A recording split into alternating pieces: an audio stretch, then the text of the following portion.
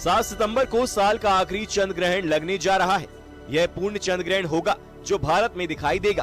3 घंटे 30 मिनट तक लगने वाले इस ग्रहण को लेकर मंदिरों में भी खास इंतजाम किए जा रहे हैं।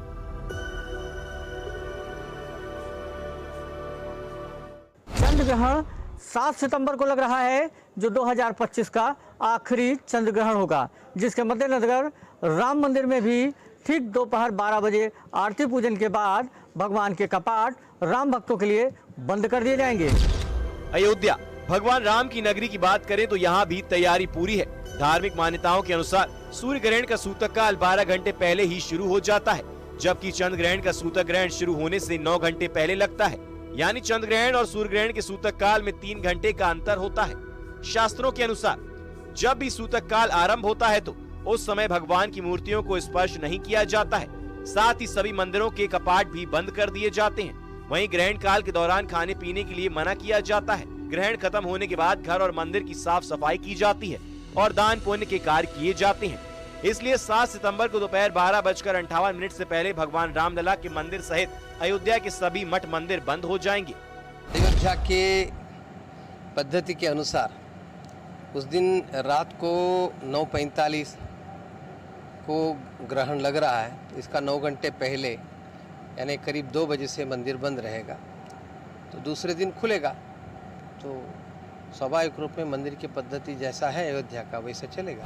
चंद्र ग्रहण के समय शास्त्रों में कुछ सावधानियां भी रखने की बात कही गई है, जैसे घर के अंदर रहें और ग्रहण को ना देखें।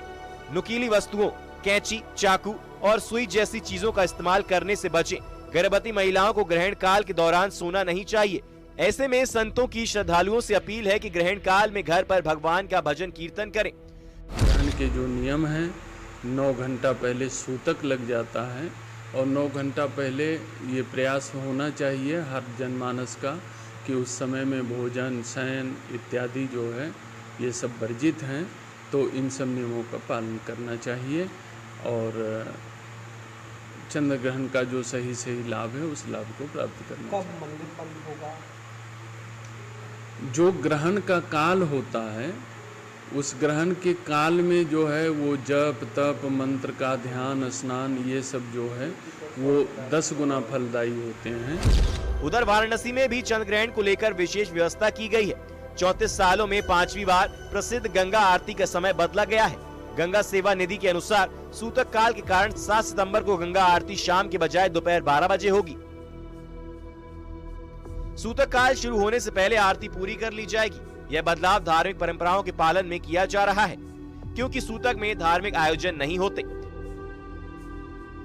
7 तारीख को जो है वो चंद्र ग्रहण लग रहा है रविवार को, तो जिसको देखते हुए भगवती माँ गंगा की जो दैनिक आरती होती है उसका समय परिवर्तित किया गया है।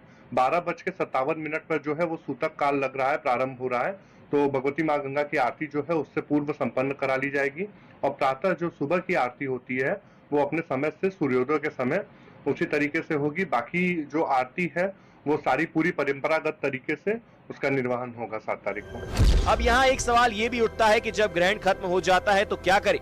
शास्त्रों में इसके लिए भी उपाय बताए गए हैं। मान्यता है कि ग्रहण काल खत्म होने के बाद गंगा जल युक्त पानी से स्नान करें, कपड़े धोएं और घर को साफ करें।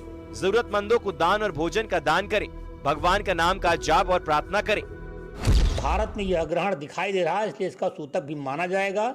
ग्रहण काल का सूतक 9 घंटे पूर्व चंद्र ग्रहण का लग जाता है, तो मध्याह्न 12:58 पर सूतक आरंभ होगा। इसलिए मंदिर के सारे कपाट बंद कर दिए जाएंगे।